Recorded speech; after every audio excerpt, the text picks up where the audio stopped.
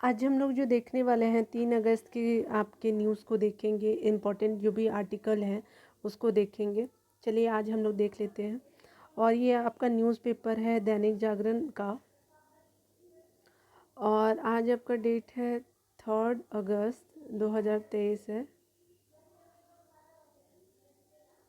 Important article को देख लेते हैं। यहाँ पे पीएम के द्वारा एक बात कही गई है कि किस तरह से डेवलपमेंट में जो है वो वुमेन को एम्पावर करना बहुत इम्पोर्टेंट है, कि विकास की गति देता है महिलाओं का सशक्तिकरण। ठीक है, तो यहाँ देख लेते हैं इम्पॉर्टेंट आर्टिकल में क्या क्या है वुमेन को एम्पावर करने के लिए, और कैसे डेवलपमेंट में जो है वुमेन का भी डेवलपमेंट हो पाता है, उसको देख लेते हैं। आगे बताया जा रहा है कि प्रधानमंत्री नरेंद्र मोदी ने बुधवार को कहा कि महिलाओं का आर्थिक सशक्तिकरण विकास को गति देता है, और महिलाओं को सशक्त बनाने का सबसे अच्छा तरीका अगर है वो महिलाओं के नेतृत्व में विकास वाला दृष्टिकोण है। ठीक है, अगर बात करें यहाँ हम लोग भारत की G20 अध्यक्षता के तहत अगर तो गांधीनगर के महात्मा मंदिर में आयोजित महिला सशक्तिकरण पे जो है वो मंत्री स्तरीय सम्मेलन की गई थी। कहाँ पे, तो गांधीनगर में वहाँ पे मंदिर है वहाँ पे। ठीक है, ऑनलाइन संबोधित करते हुए मोदी ने कहा कि जब महिलाएं समृद्ध होंगी तो दुनिया भी क्या होगा कि वर्ल्ड भी समृद्ध होगा। और पीएम ने कहा कि हमारा लक्ष्य जो है वो महिलाओं को समान मंच देना होना चाहिए, जहाँ उपलब्धि हासिल करने वाले जो है महिलाएं आदर्श बने, और जिन्होंने वुमेन जो हैं वो अगर कुछ उपलब्धि हासिल कर ली है तो वो रोल मॉडल बन सकती है। हमें उन बाधाओं को दूर करना चाहिए जो महिलाओं को आज बाजार या वित्तीय पहुंच से दूर करती है। ठीक है, उन्होंने महिला जागरूकता को उदाहरण देते हुए बताया कि बापू का प्रसिद्ध चरखा गंगोबेन नामक महिला को मिला था। ठीक है, तो वो भी एक वीमेन ही थी। यहाँ पे आगे बताया जा रहा है कि मोदी जी ने कहा, जो पीएम है हमारे, तो भारत की राष्ट्रपति द्रौपदी मुर्मू ने खुद एक प्रेरणादायक उदाहरण प्रस्तुत किया है। बिल्कुल हमारे लिए वो एक रोल मॉडल ही है।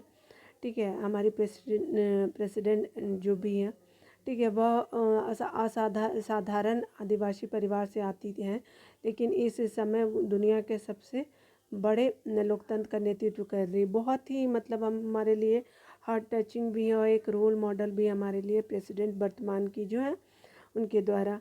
ठीक है, वह दुनिया में सबसे बड़े जो दूसरे सबसे बड़े रक्षा बल के कमांडर इन चीफ के रूप में कार्यरत है। भारत में महिलाओं को शुरू से ही वोट देने का अधिकार या चुनाव लड़ने का अधिकार दिया गया था। ठीक है, दिया गया है, अभी भी दे सकती हैं। आज भारत में पुरुषों की तुलना में ज़्यादा महिलाएं उच्च शिक्षा में नामांकन करा रही है, तो विमेन क्या हो रही है, हायर एजुकेशन भी ले रही है, और जिस भी जो आपकी प्रॉब्लम होती है एक महिलाओं को, उसको भी क्या कर रही है, वो टैकल कर रही है। चलिए यहाँ पे कुछ देख लेते हैं कि किस किस क्षेत्रों में महिलाओं की जो भागीदारी बढ़ रही है।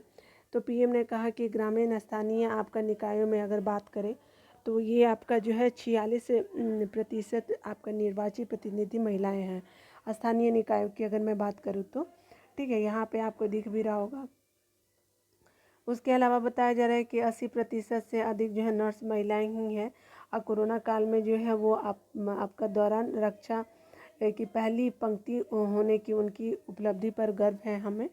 ठीक है, आगे बताया जा रहा है क्या कि अगर हम बात करें कि स्टैंड अप इंडिया यानी SC ST और महिलाओं के बीच जो है उद्यमशीलता को बढ़ावा देने की योजना है, और आपका 80% फीमेल ही आप इसकी लाभार्थी भी हैं।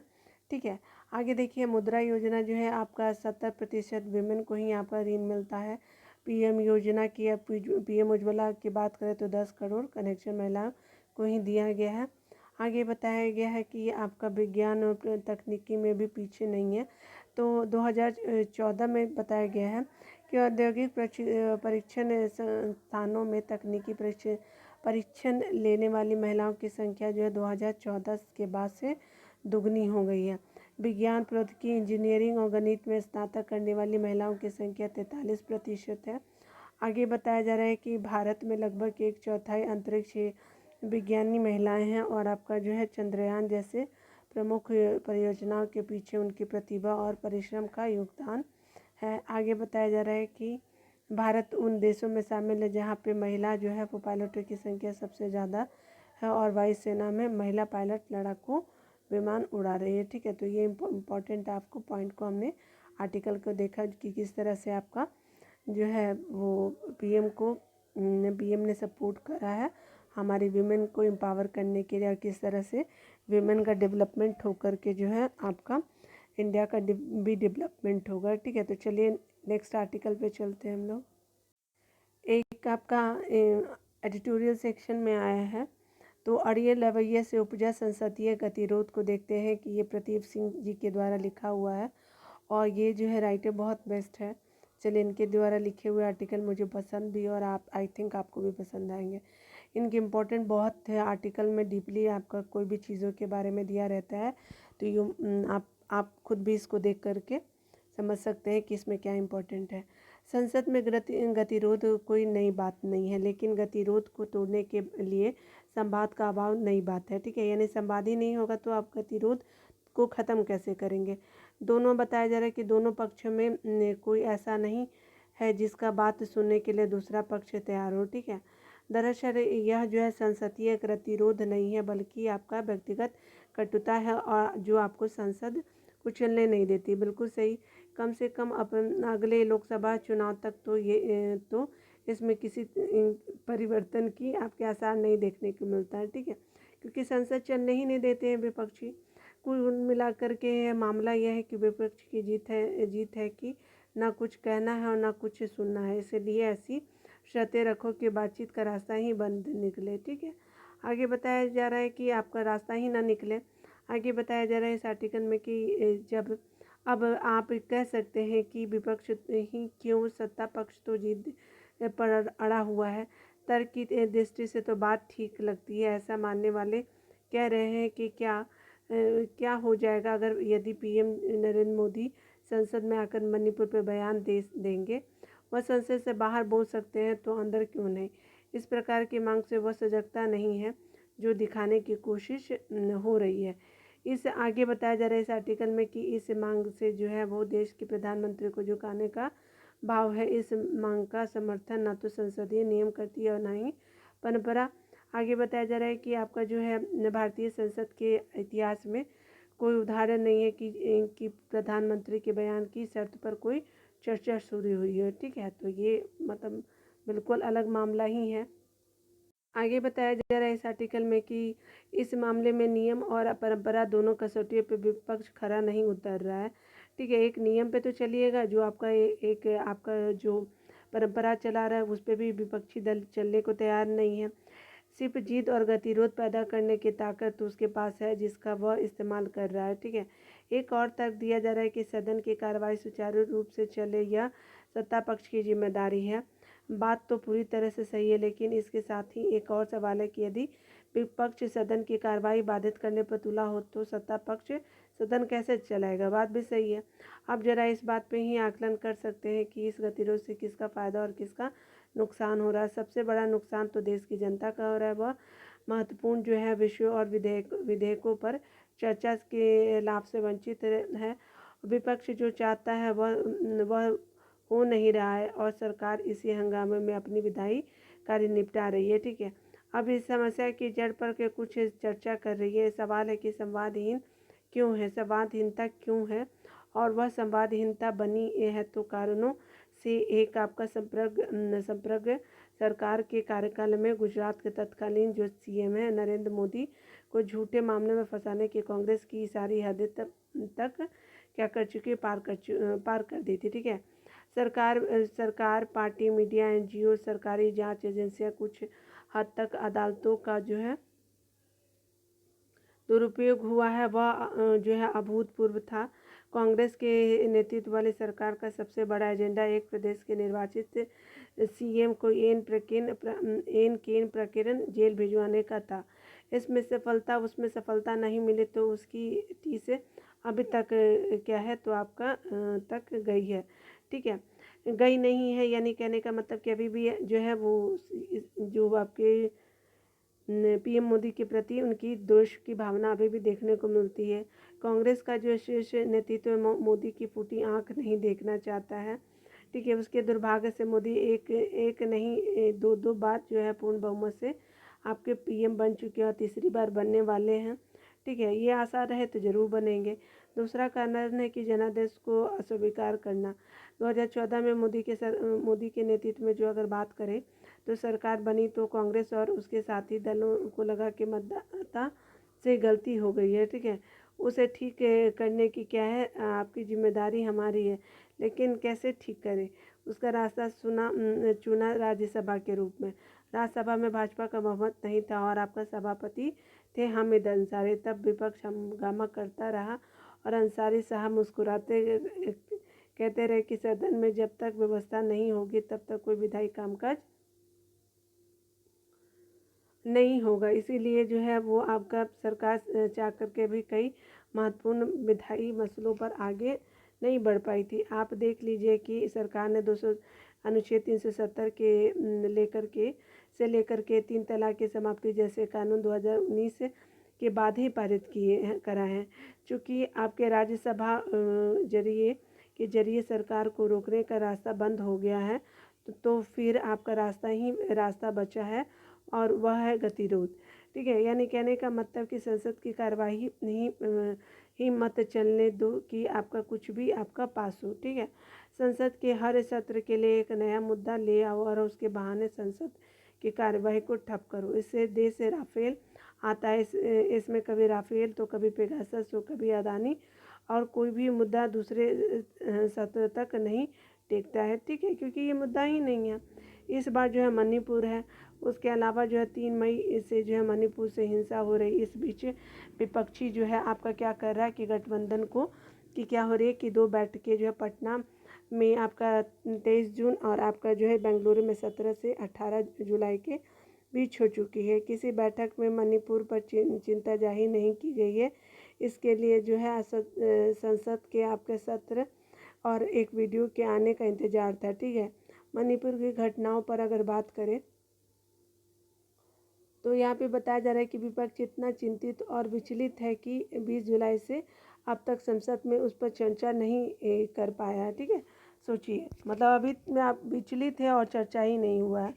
इसके लिए मुद्दे से ज़्यादा आपका महत्वपूर्ण वह नियम है जिसके तहत जो है वो चर्चा होना चाहिए। विपक्ष के 21 सांसदों का प्रतिनिधिमंडल मणिपुर का दौरा करके कुछ दिन पहले ही लौटा है, लेकिन अपने अनुभव और संसद और देश से साझा करने के लिए उत्सुक ही नहीं नज़र आ रहा है, ठीक है, क्योंकि इनकी पूरी कंडीशन ही ख़राब हो गई होगी। इसके पास एक उपयुक्त आपका मौका था कि वहाँ का आंखों देखा आपका हाल बताकर सरकार को घेरने और पूरे देश तक अपने बात पहुँचाने का क्या है आपका पहुँचाने का, किंतु वो आगे बताया जा रहा है कि उसने यह अवसर गंवा दिया है, ठीक है। विपक्षी दल के बारे में बताया जा रहा है। थक हार के विपक्ष को एक ही रास्ता सूझा है कि सरकार के खिलाफ जो है वो अविश्वास प्रस्ताव लेकर आए। क्रिकेट में अमूमन आप पहले बल्लेबाजी तभी करते हैं जब आप पीछे आपके अनुकूल हो और आपके पास अच्छे बल्लेबाज हो, ठीक है। अविश्वास प्रस्ताव से जो है सरकार तो गिरनी नहीं है, इसलिए रह जाता है कि सिर्फ बात कहने का अंदाज, ठीक है। इस मामले में बोला जा रहा है क्या कि कम से कम लोकसभा में विपक्ष फिसड्डी है। और आगे बताया जा रहा है क्या इस आर्टिकल में कि प्रधानमंत्री के संवाद को असर पर तो उनके विरोधियों को भी संदेह नहीं है, ठीक है। विपक्ष के पास उनके मुकाबले का कोई वक्ता है ही नहीं, इसलिए इस अविश्वास प्रस्ताव के जरिए विपक्ष ने पीएम मोदी को थाली में परोसकर अवसर दे दिया है, ठीक है। विपक्ष को लग रहा है कि इस प्रस्ताव पे पीएम को बोलना ही पड़ेगा, इसलिए प्रधानमंत्री झुका दिया। और आगे है यह विपक्ष की रणनीतिक गरीबी है, ठीक है, रणनीतिक गरीबी है। इस आपका गरीबी रेखा के ऊपर उसे कोई नहीं उठा सकता, ठीक है। और ये जो आर्टिकल है वो स्पेशली किसके द्वारा लिखा गया है तो ये आपके राजनीतिक विश्लेषक है, वरिष्ठ स्तंभकार भी है। तो मतलब क्या रीज़न है विपक्षी और आपका सत्ता दल में कि वो संसद की कार्यवाही को नहीं चलने देते हैं और वो विभिन्न मुद्दों पे आपका संसद में चर्चा ही नहीं होने देते, तो जिससे किसका नुकसान होता, आम जनता का नुकसान होता, ठीक है। तो ये हमने आर्टिकल इम्पोर्टेंस देखा। एक आर्टिकल यहाँ पे तीसरी बड़ी अर्थव्यवस्था बनता भारत, यानी ये जयंती लाल भंडारी जी के द्वारा लिखा गया आर्टिकल है। तो चलिए यहाँ पे देख लेते हैं क्या इम्पोर्टेंट पॉइंट को जानना चाहिए, ठीक है। ऑलरेडी मैंने कराया है आपका 3rd लार्जेस्ट इकोनॉमिक से रिलेटेड कि क्या क्या आपको भारत को आपको झेलना पड़ सकता है आने वाले सालों में समस्याएं। झेलना इन द सेंस कि मतलब कुछ समस्याएं हैं जो भारत को बाहर आना उससे बाहर आना होगा, ठीक है। तो ये भारत के लिए एक चुनौती भी है और भारत के लिए एक नए समस्या को कैसे टैकल करने का एक साहस भी प्रदान करेगी, ठीक है। तो चलिए उसको देख लेते हैं हम। यहाँ पे बताया जा रहा है क्या कि अगर पीएम मोदी जो है ने हाल ही में कहा कि उनके तीसरे कार्यकाल में भारत की अर्थव्यवस्था जो है वो विश्व की तीसरी सबसे अर्थव्यवस्था बन जाएगी, ठीक है। उनके तीसरे कार्यकाल पे अगर बात करें मुहर तो अगले चुनाव के बाद ही लग पाएगा, लेकिन यह तय है कि भारत जल्द ही विश्व की शीर्ष 3 अर्थव्यवस्था में शामिल हो जाएगा। बिल्कुल ऐसा आसार भी है, लेकिन देखते हैं क्या होता है। संप्रति विश्व की 5वीं सबसे बड़ी आपकी अर्थव्यवस्था वाला भारत के बारे में दिग्गज वित्तीय संस्थानों का जो है साल भर पहले यह अनुमान था कि जो है वह 2030 तक तीसरी सबसे बड़ी अर्थव्यवस्था के पावदान तक पहुंच जाएगा। वही हाल ही में प्रकाशित रिपोर्ट संकेत की कर रही है कि भारत जो है वो आपका 2027 तक ही यह जो है आपकी उपलब्धि हासिल कर सकता है। 3 साल पहले IMF ने भी आपका और दिग्गज निवेश बैंक मॉर्गन स्टैनली की हालिया रिपोर्ट में भी कहा गया है कि भारत जो है 2027 तक भारत जापान और जर्मनी को पीछे छोड़ करके तीसरी अर्थव्यवस्था बन जाएगी, ठीक है। आगे बताया जा रहा है कि जापान अर्थव्यवस्था के स्थिर होने और जर्मनी की आर्थिकी के सुस्त पड़ने से यह बहुत स्वाभाविक भी दिखता है।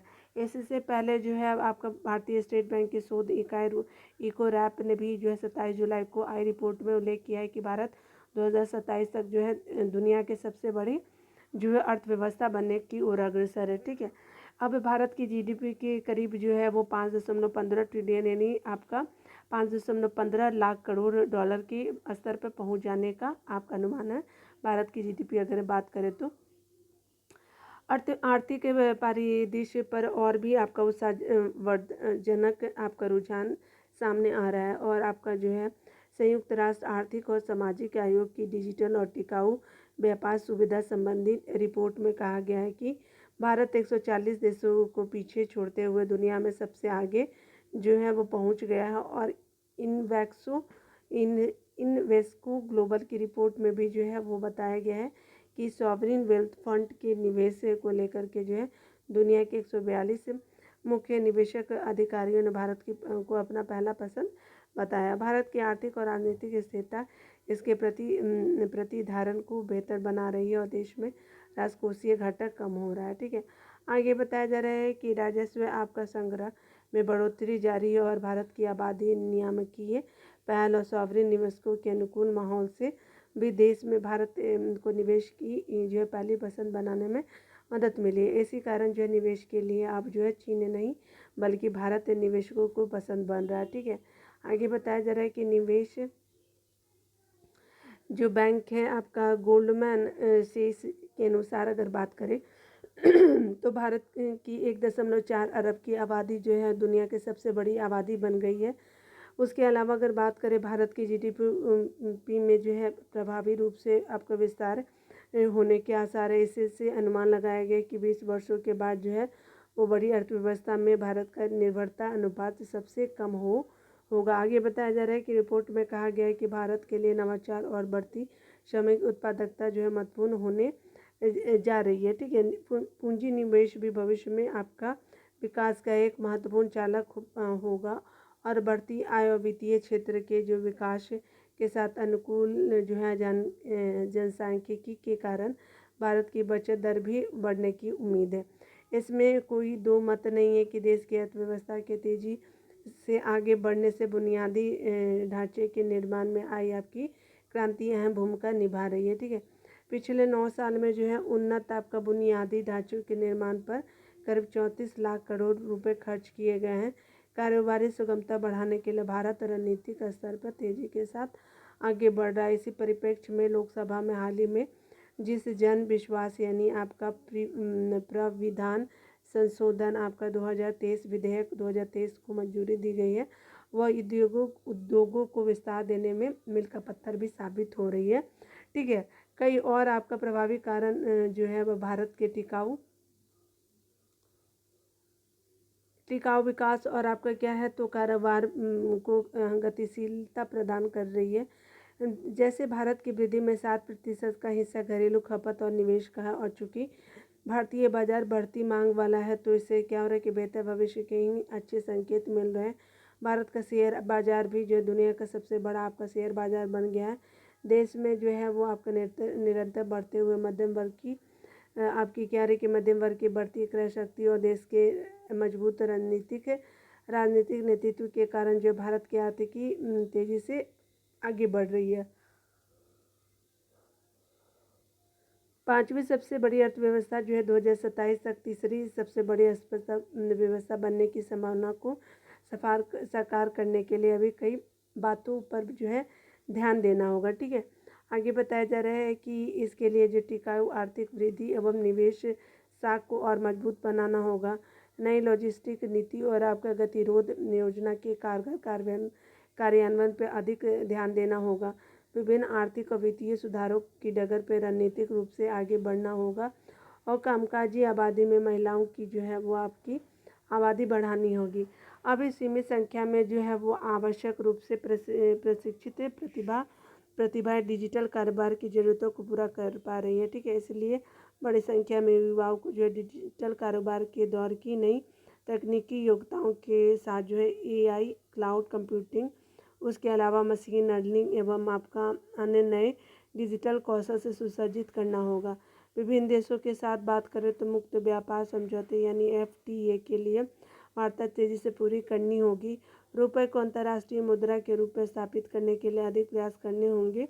और आगे बताया जा रहा है कि हमें इस बात पर जो है ध्यान देना होगा कि वर्ष 2027 तक जो है दुनिया की सबसे बड़ी अर्थव्यवस्था बनाने के लक्ष्य के साथ साथ जो है प्रति व्यक्ति आय के मामले में भारत जो है ऊंचाई प्राप्त करे। इस कड़ी में जो स्टैंडर्ड चार्टर्ड आपका बैंक की 30 जुलाई को आई रिपोर्ट सुकून देने वाली भी है।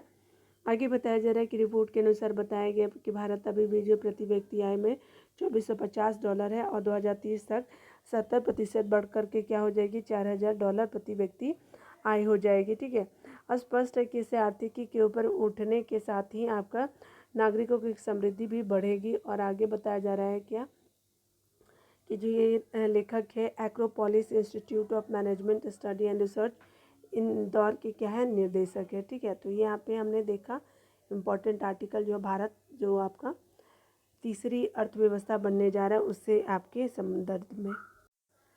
आगे बताया जा रहा है क्या कि एक आर्टिकल है सुसंगत बनाई जाए कर आपके वसूली प्रक्रिया। तो चलिए इम्पोर्टेंट आर्टिकल को हम लोग इसमें देख लेते हैं कि क्या क्या आपको जानना चाहिए। चलिए यहाँ पे देख लेते हैं।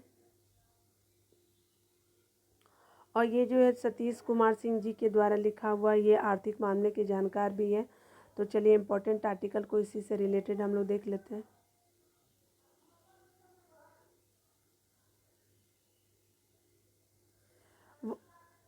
वर्ष 2010 में जो आयकर वसूलने के 150 साल पूरे होने पे भारत में पहली बार जो है 24 जुलाई को आयकर दिवस मनाया गया।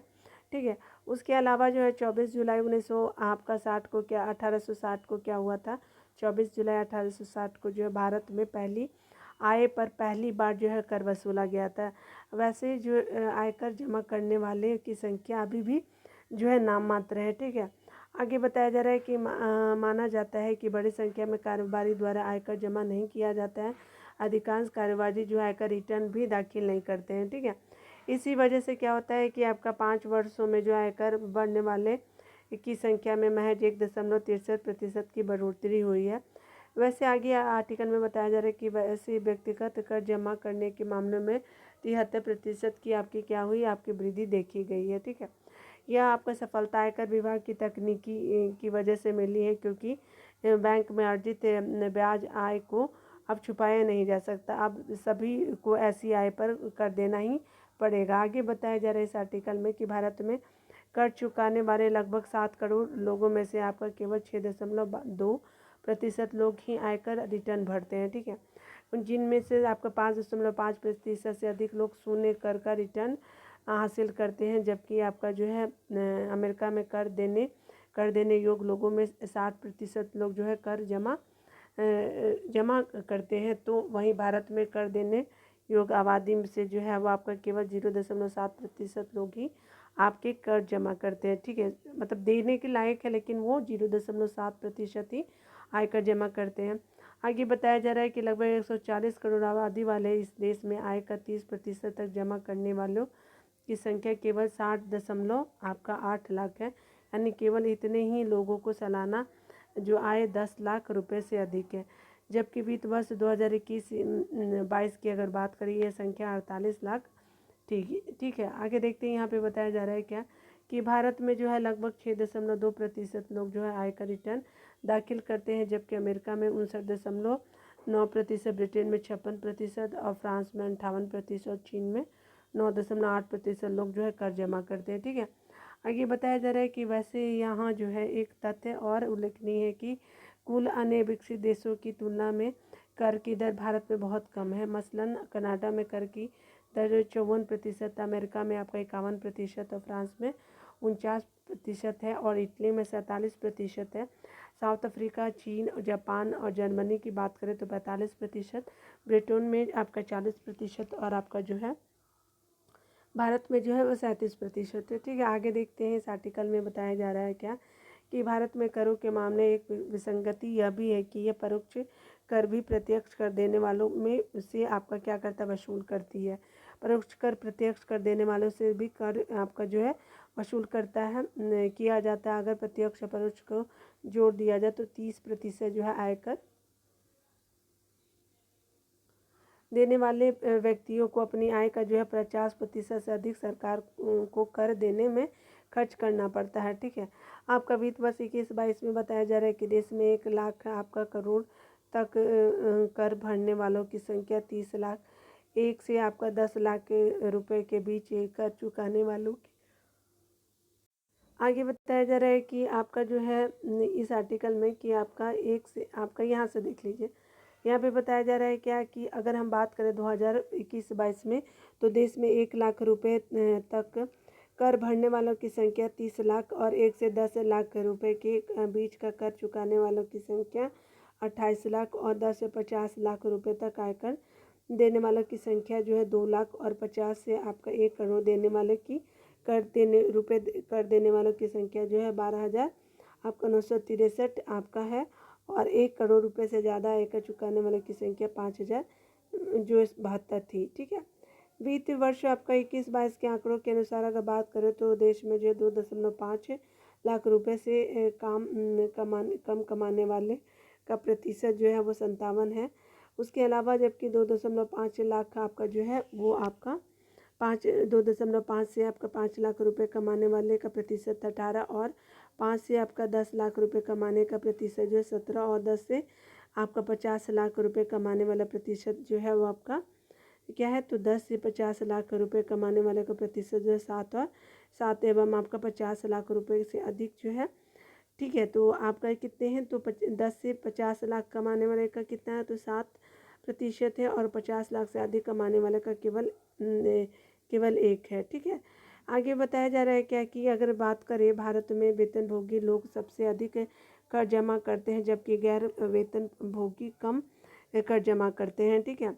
एक अनुमान के अनुसार बताया गया है कि देश में गैर वेतनभोगी लोग औसतन आपका 31,500 रुपये का आयकर रिटर्न दाखिल करते हैं, ठीक है। जबकि वेतनभोगी आपका 90,000 जो है रुपये से अधिक आयकर रिटर्न दाखिल करता है।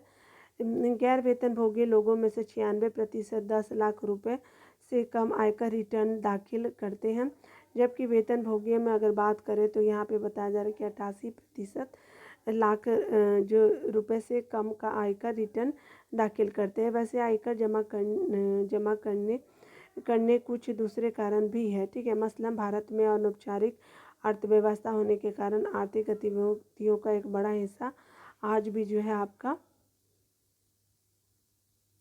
सरकारी आपका निगरानी तंत्र के दायरे से बाहर है, जिस कारण कारोबारी का एक बड़ा आयकर जमा नहीं करता है।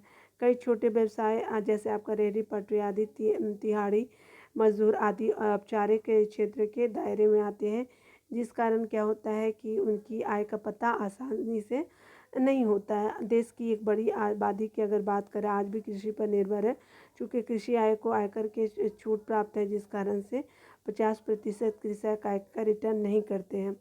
पुरानी और नई कर व्यवस्था में आयकर तभी देनी होती है जब आपका आय एक निश्चित सीमा से ऊपर हो। पुरानी कर व्यवस्था में 5 लाख रुपए तक आय वाले को आयकर नहीं देना होता था। भारत में एक बड़ी आबादी की वार्षिक आय जो है वो 5 लाख रुपए से कम है और इतने आय वाले को आयकर देने से छूट प्राप्त है। इतना ही नहीं, आपका जिनका आय जो 5 लाख रुपए तक है वे भी आयकर रिटर्न दाखिल करने से गुरेज करते हैं।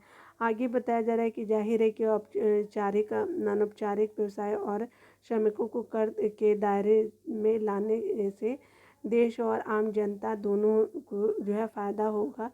इसलिए कारोबारियों को अपने कारोबार की सरकारी तंत्र से स्वयं से पंजीकृत करने और कर आपका कानूनों का अनुपालन करने के लिए प्रोत्साहित किया जाना चाहिए। इस कार्य में जो है आपका जीएसटी वस्तु एवं सेवा कर व्यवस्था में भी आपकी मदद मिलेगी नियमित रूप से बताया जा रहा है कि आयकर जमा करने पे बैंक से आर्थिक मदद मिल सकती है और आपके सरकारी योजनाएं का भी लाभ मिल सकता है। जीएसटी की मदद से इनपुट कर जमा कर लाभ और बड़े खरीदारी की आपूर्ति जारी रखने में जो है फ़ायदा मिल सकता है। ठीक है, आगे बताया जा रहा है कि उच्च आय वाले लोगों को आयकर के दायरे में जो लाने के लिए बैंक लेन देन, क्रेडिट कार्ड, संपत्ति खरीद आदि की मदद से इनकी पहचान की जा सकती है। कुछ किसानों की आयु जो होती है करोड़ों में होती है, लेकिन वे क्या करते हैं कि कर नहीं देते हैं। कुछ वस्तुओं सेवाओं की खरीद के क्रम में स्रोत पर कर एकत्र करने से भी संभावित कर देते को पहचान की जा सकती है। देश में अनेक लोग हर साल जो है बड़ी रकम अर्जित करते हैं, लेकिन वे चोरी कर लेते हैं, कर की चोरी करते हैं। सरकार को ऐसा कम उपाय अमल में लाना चाहिए ताकि तय सीमा से अधिक आय प्राप्त करने वाले जो है प्रत्येक नागरिक को कर के दायरे में लाया जा सके। ठीक है, तो इस आर्टिकल को हमने देखा, इम्पोर्टेंट था ये। ठीक है, आगे देखते हैं। यहाँ पे बताया जा रहा है कि भारतीय पूंजी में बढ़ता निवेश, विदेशी निवेश से रिलेटेड हम आर्टिकल को देखेंगे। चलिए देख लेते हैं।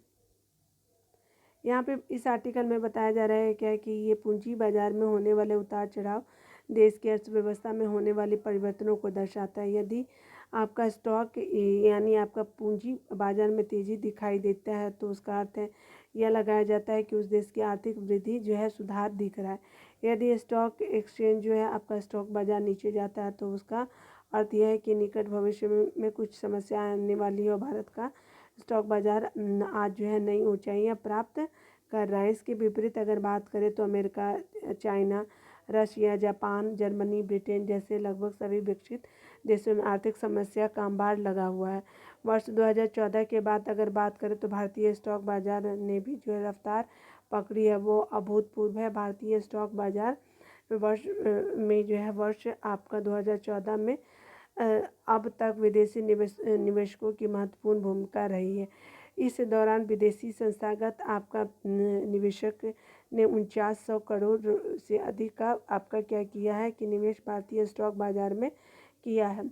उसके अलावा जो है अप्रैल 2023 की बात करें तो आपका जुलाई 2023 तक, 2023 से लेकर के जुलाई 2023 तक इन्होंने लगभग 1500 आपका करोड़ रुपए का निवेश भारतीय स्टॉक बाजारों में क्या किया है कि किया है। ठीक है, आगे बताया जा रहा है यहाँ पे इस आर्टिकल में कि आपका जो है निवेशक आज भारतीय स्टॉक बाजारों की ओर इतना अधिक आकर्षित इसलिए हो रहा है क्योंकि उसने अधिक जो है रिटर्न प्रदान किए हैं, बहुत अधिक रिटर्न प्रदान किए हैं। विश्व के अन्य कई देशों के स्टॉक बाजारों में निवेश पर 8-9% का रिटर्न मिलता है, जबकि भारतीय स्टॉक बाजार में 15 से 16% का रिटर्न मिलता है। और इसी प्रकार अमेरिका में बॉन्ड्स में निवेश पर केवल 2 से 3% या अधिकतम 5% का रिटर्न मिलता है। आगे बताया जा रहा है जबकि आपके भारत में बैंकों में सावधिक जमा पर लगभग 7% का रिटर्न मिलता है। ऋण, कॉमर्शियल पेपर और बॉन्ड आदि पर भी आपका लगभग 6 से 7.5% का रिटर्न मिलता है।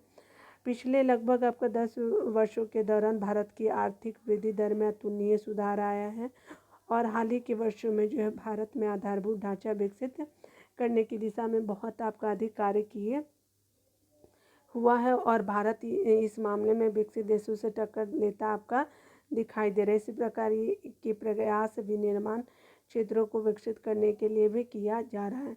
ऑटो उद्योग के लिए जो है चिप निर्माण करने वाले इकाइयों को भारत में ही स्थापित किया जा रहा है, जबकि आपका जो है अभी तक जो है वो आपका भारत में चिप का आयात किया जा रहा है। उसके अलावा अभी तक चिप का आयात होता है तो बाद में निर्यात भी भारत कर सकता है, ठीक है, या फिर आयात पर निर्भरता कम कर देगा भारत। रक्षा के क्षेत्र में विभिन्न उत्पादों का आयात किया जाता था, परंतु अब जो है आपका भारत में विनिर्माण इकाई की स्थापना की जा रही है और भारत जो है इस क्षेत्र आपका जो है वो आपका इस क्षेत्र में क्या हो रहा है कि आत्मनिर्भर बनता जा रहा है। मोबाइल विनिर्माण इकाइयों की स्थापना भारत में हुई है, जबकि आपका भारतीय ऑटो उद्योग भी आप जो है विश्व में नंबर 1 आपका उद्योग बनने की ओर बढ़ रहा है। आपका जो ऑटो उद्योग है, ठीक है, विश्व की सबसे बड़ी अंतर्राष्ट्रीय कंपनियों का विनिर्माण जो है वो इकाई भारत में स्थापित की करती जा रही है। कई देशों के साथ भारत के मुक्त आपके व्यापार समझौते हो रहे हैं और कुछ देशों के साथ जो विदेश व्यापार भी भारतीय रुपये में होने लगे। इससे डॉलर पर निर्भरता कम हो रही है। रूस, ईरान, श्रीलंका, बांग्लादेश आदि जो कई देशों के साथ रुपये में विदेशी व्यापार क्या करते हैं कि प्रारंभ हो चुका है। अंतर्राष्ट्रीय व्यापार में आपका रुपये की कीमतें बढ़ रही है, इससे भारत में विदेशी निवेश के लिए परिवेश बन रहा है, ठीक है। साथ ही इन सब का जो है प्रभाव यह हो रहा है क्या कि भारतीय अर्थव्यवस्था अब प्रति वर्ष जो है 7% से अधिक की दर से बढ़ रही है और इसमें अभी तेज़ी जारी रहेगी। और लेखक आर्थिक मामलों के जानकार है, तो इनकी इम्पोर्टेंट आर्टिकल को हमने यहाँ पे देखा और कवर भी किया और आप लोगों के साथ भी आपका शेयर किया, ठीक है। देखिए यहाँ पे ऑनलाइन गेमिंग पर 28% GST बरकरार रखा गया है। तो चलिए यहाँ पे देख लेते हैं इम्पोर्टेंट क्या आर्टिकल इसमें आए हैं। तो निर्मला सीतारमण जी के द्वारा बताया जा रहा है कि GST काउंसिल की बुधवार को होने वाली 51वीं बैठक में ऑनलाइन गेमिंग, कैसीनो और हॉर्स रेसिंग पर 28% GST लगाए जाने के लिए कायम रखा गया है, ठीक है। 28% ही लगेगा। यह फैसला आगामी 1 अक्टूबर से लागू होगा।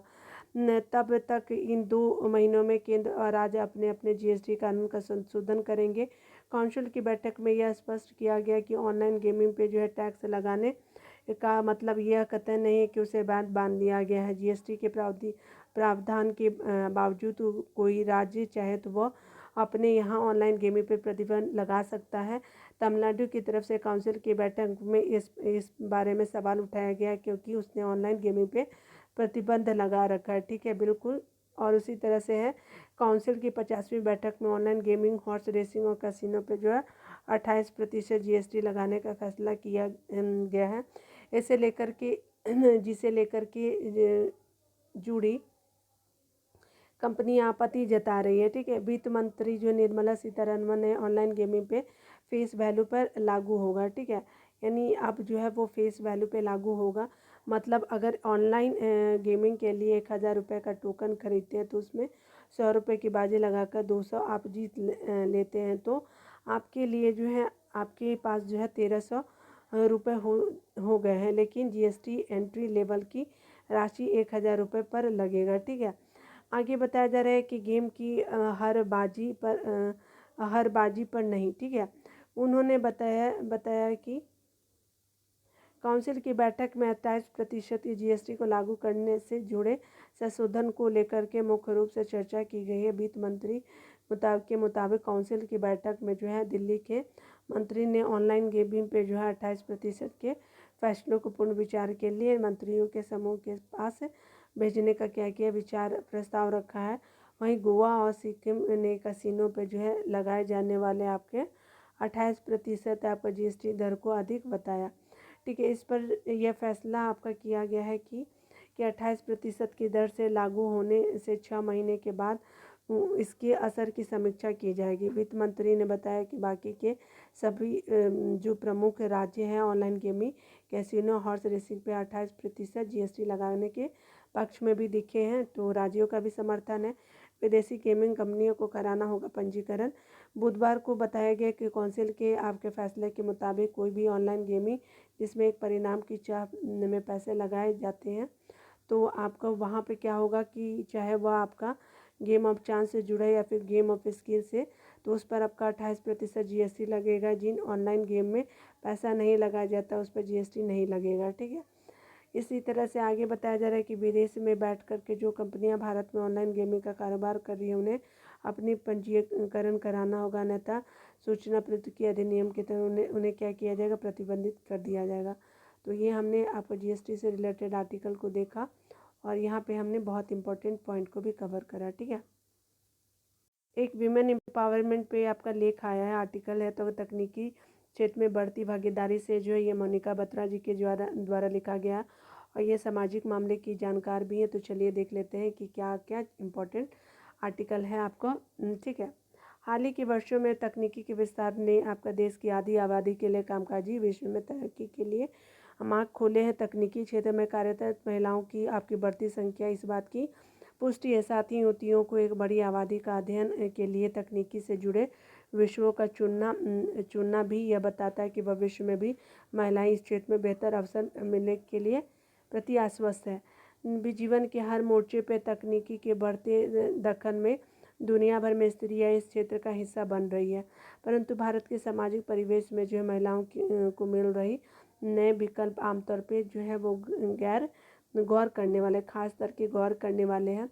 आगे बताया जा रहा है कि वस्तुतः जो है हमारे यहाँ कामकाजी महिलाओं के लिए पेशेवर जिम्मेदारियों के अतिरिक्त भी आपके दायित्व और आम जीवन से जुड़ी समस्याओं की एक लंबी सूची होती है।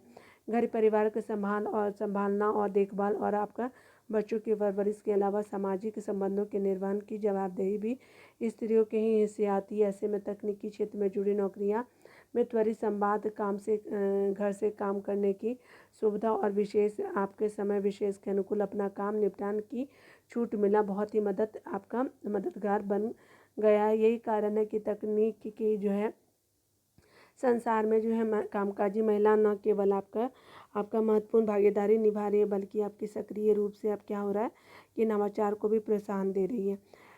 बीते कुछ वर्षों में कई आपका स्टार्टअप भी महिलाओं द्वारा शुरू किया गया है और आपका आगे बताया जा रहा है कि नेशनल सेंटर फॉर जो है आपका वुमेन एंड इंफॉर्मेशन टेक्नोलॉजी की ताज़ा रिपोर्ट में बताती है कि वर्तमान में टेक आपका उद्योग के कार्यबल में जो है आपका विमेन का जो है वो 26% जो है आपकी हिस्सेदारी है टेक उद्योग में, टेक्नोलॉजी उद्योग में अगर बात करें तो। आगे बताया जा रहा है साथ ही पिछले 5 वर्षों में तकनीकी की दुनिया में महिलाओं की संख्या में 5% की वृद्धि भी की गई है। उल्लेखनीय है कि कोरोना महामारी के दौरान में मिली जानकारी से घर से काम करने वाले की सुविधा से न केवल महिलाओं आपका उसके बल्कि आपके नियोक्ता को भी इसकी अहमियत समझाई है। तकनीकी क्षेत्र में जुड़ी महिलाएं जो है भारतीय महिलाओं के लिए भी अब यह सुविधा बहुत कुछ आसान बना रही है, ठीक है। वर्क फ्रॉम होम जो है संस्कृति जो है विस्तार लेने का एक बड़ा लाभ महिला पेशेवरों को मिला है। घर से काम करने का विकल्प उपलब्ध होने के कारण जो छोटे शहरों में बसी महिलाओं की आपके महानगरों में मौजूद बड़ी क्या है तो आपकी कंपनियों में हिस्सेदारी बढ़ रही है। इस कारण से अगर बात करें तो आपका दूर दराज के क्षेत्र से कामकाजी महिलाओं की संख्या बढ़ रही है। नेशनल स्टैटिस्टिकल ऑफिस के पीरियोडिक लेबर फोर्स सर्वे किया गया तो भारत में 2017 से 18 के बीच आपकी 17.5% जो है महिलाओं का जो है महिला श्रम बल की भागीदारी में वर्ष 2021-22 तक जो है अब आपका 25% बढ़ोतरी हुई है। साथ ही अधिकांश अध्ययन बताते हैं कि आने वाले समय में जो है यह भागीदारी और बढ़ेगी और पिछले वर्ष आई डिलाइट की एक रिपोर्ट बताती है कि वर्ष 2022 के अंत तक तो जो है दुनिया भर की टेक कंपनियां जो है महिलाओं की भागीदारी के लिए आपका 33% तक होने की उम्मीद है। आपका 2022 के अंत तक हो भी चुका है, ठीक है। वर्ष 2022 की एक रिपोर्ट के अनुसार अगर बात करें तो निजी क्षेत्र की बड़ी कंपनियां जो 500 आपकी तकनीकी कंपनियों के लगभग 11.6 लाख जो है महिलाएं कार्यरत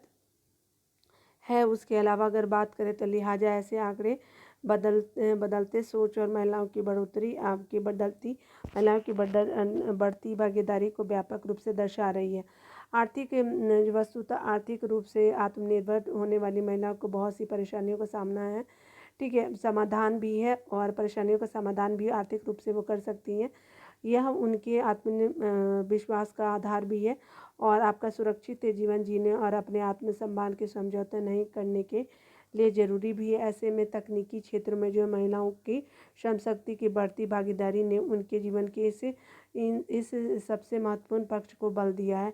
तकनीकी संसार में महिलाओं तक आपका सूचनाओं की पहुंच भी जो है वह वे हो रही है तो बड़ी है। तो इससे क्या हो रहा है कि आपका जो है वो तकनीकी से उनकी क्षमता की भी दुनिया तक पहुंचाया है। सुखद यह भी है कि पारंपरिक आपका रंग ढंग वाले भारतीय समाज में इस नए बदलाव को आत्मसात करने वाली स्त्रियां भी आगे बढ़ रही है। समय के साथ बदलती दुनिया में जो है तकनीक से जुड़े बदलावों को सीखने समझने और स्वीकारने की इस आपकी सहज सोच ने महिलाओं का जीवन बदल दिया है।